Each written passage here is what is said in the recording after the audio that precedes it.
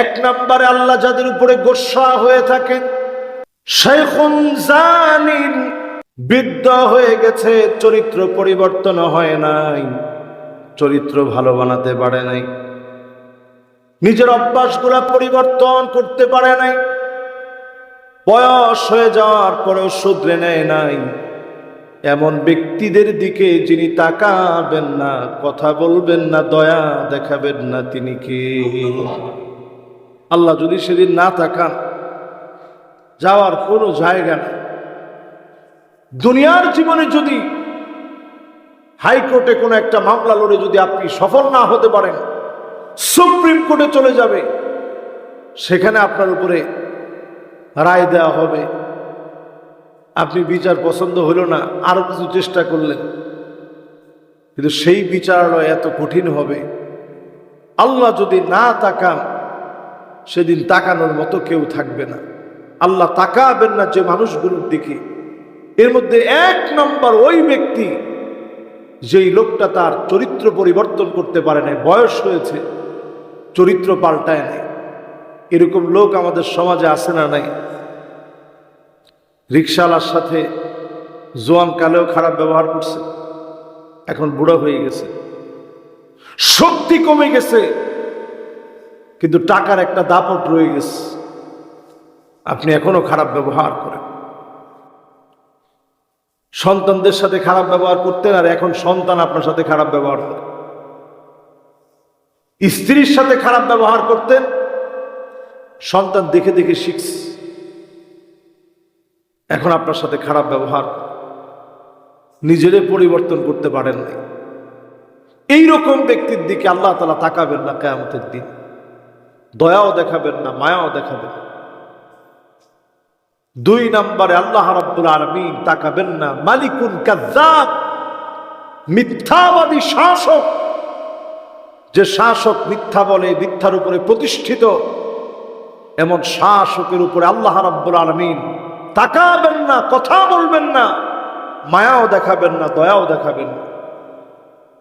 তিন নম্বরে আল্লাহ রাব্বুল আলামিন কথা বলবেন না, মায়া দেখাবেন না, দয়া দেখাবেন না ওই ব্যক্তিটার উপরে আইলুন মুস্তাকবির, দরিদ্র হওয়ার পরেও গাল গপ্প আর অহংকার কমে নাই, এরকম দরিদ্র এখন সমাজে আছে না নাই?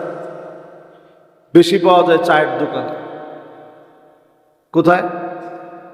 চায়ের দোকানে গেলেই দেখবেন এরকম গাল গপ্প বলার অনেক লোক থাকে। 100টা কথা ওই জায়গায় হইলে 99টা কথা মিথ্যা কথা হয়।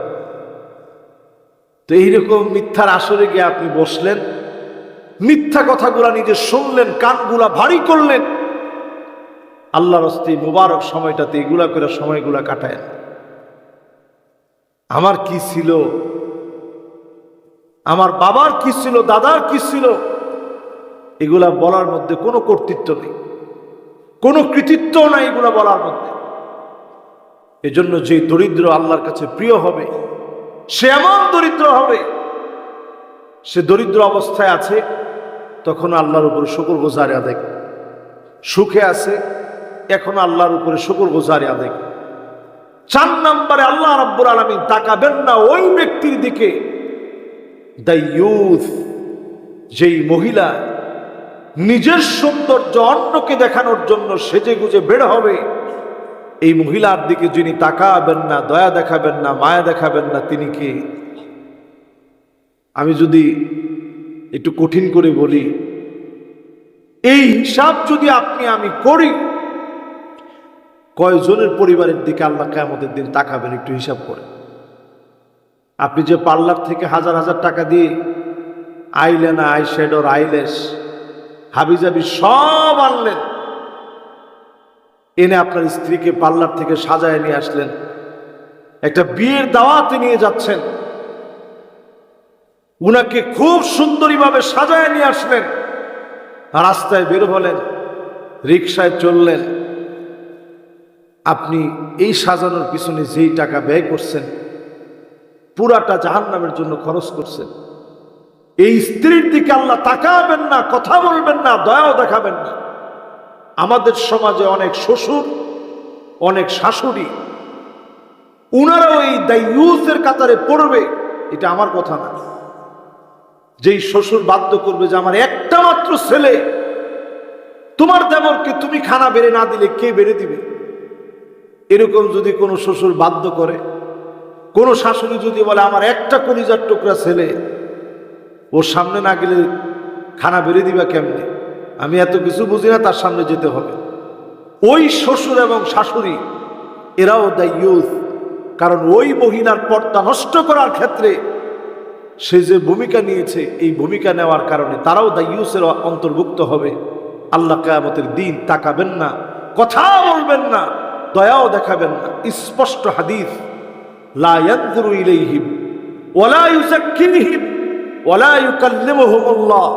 আল্লাহ কথা বলবেন না, দয়া দেখাবেন না, মায়া দেখাবেন না, আল্লাহ রাব্বুল আলামিন তাকাবেন না।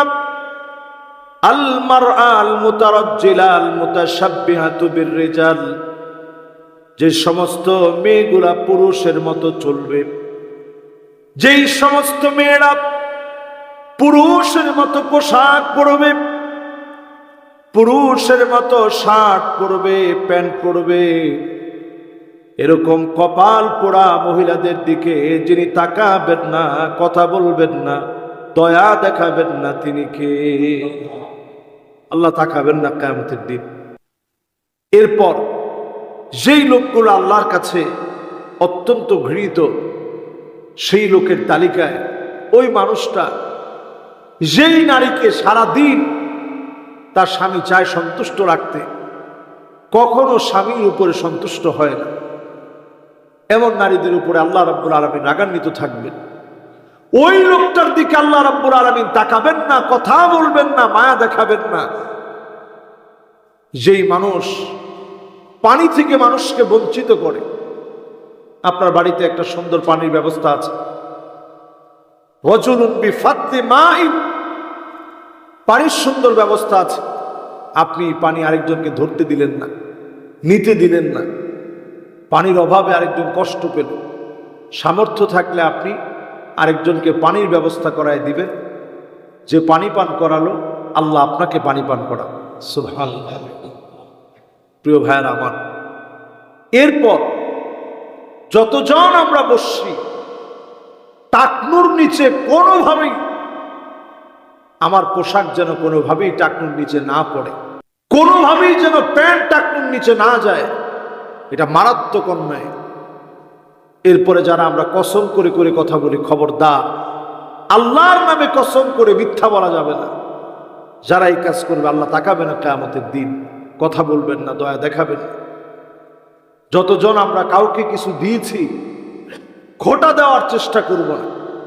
আপনি দিতে পারেন না, চুপ থাকেন, দেওয়ার পরে আপনি খোটা দেওয়ার জন্য প্রস্তুত থাকবেন না। যখনই আপনি খোটা দিলেন, কোনো লাভ হয়নি, গুনাহ লাজেম হয়ে গেছে।